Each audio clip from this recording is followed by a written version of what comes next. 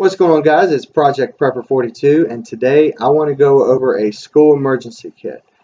As a parent, one of my biggest fears is something going on at school and we not knowing about it or unable to get down there and get them quick enough. Here a couple of weeks ago, just to prove my point about this, we had a lockdown at our high school because a bunch of douchebag bullies decided to tell an autistic child to call the high school and make a bomb threat or a suspicious phone call or whatever the situation was. That happened at 9 o'clock in the morning.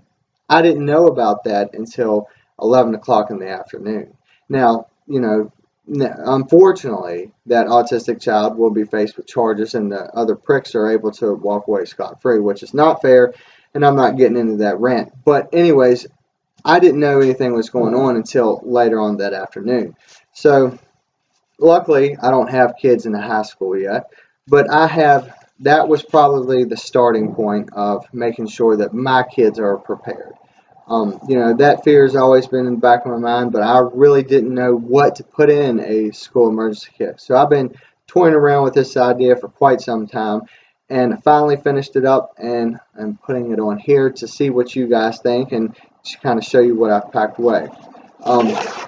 I used a pencil case to put all the stuff in it because it's not a lot of stuff. It's enough to fit in the pencil case. They know not to get into it unless it's an absolute emergency. They know not to talk about it. They know not to pull it out, show their friends, and show whatever they got. It's just there for them in case they need it.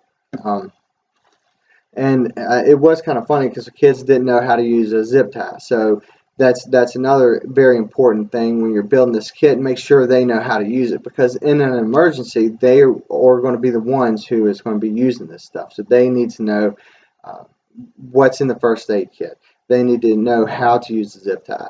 They need to know what's all in here and how to use it. So unfortunately, all my zip ties are gone now because they like the clicking noise when you put it in there and zip tie everything. Everything was zip tied shut. So anyways, that was a good lesson, I guess, but all my zip ties were gone.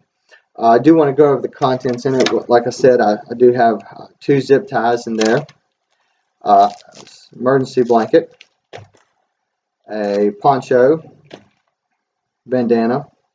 I always have 2 bottles of water in their book bags in the morning. I stick 2 in there. Plus, they have a water fountain in their classroom. So water really shouldn't be an issue because, like I said, I make sure of that anyways. For snacks or food, they have some trail mix and some Chex Mix, some Germ-X. I made them a little first aid bag, went over everything about it, went over the how to clean a cut. I got Band-Aids in here, some Neosporin, some gauze pads, some alcohol wipes. So that is their little first aid kit. Some paracord, and it's just a little spool of it, and it's got some bread ties to make sure it don't come out undone in the kit. Flashlight. And the last thing is a throwaway cell phone. This is probably the only thing that comes in and out of this kit. What I've done is I went and put some minutes on it and charged it. Every Friday I'll pull this kit out, make sure it's and charge the phone, make sure it's got a full charge on it. I showed them how to get to their contacts. I put my cell phone number in there, my wife's cell phone number, their grandpa and grandma's number, all these numbers in here, and showed them how to get to it, showed them how to turn the cell phone on and operate it, and navigate to the contacts, and then hit the buttons for each contact, whoever they want to call. So that way I'm not left in the dark. That way if something happens at 9 o'clock in the morning, I'll know about it at 9 o'clock in the morning. It's not going to be a 2-hour wait time for me to figure out what's going on. So, like I said, this is just one of the cheap throwaway cell phones. I went at the dollar store and bought it, put minutes on it, and make sure it's fully charged, and there you go. I really am a big believer in this because, the kids sometimes, they get scared if something happens. We don't know what's going on. So having a small kit like this put together really helps the situation out.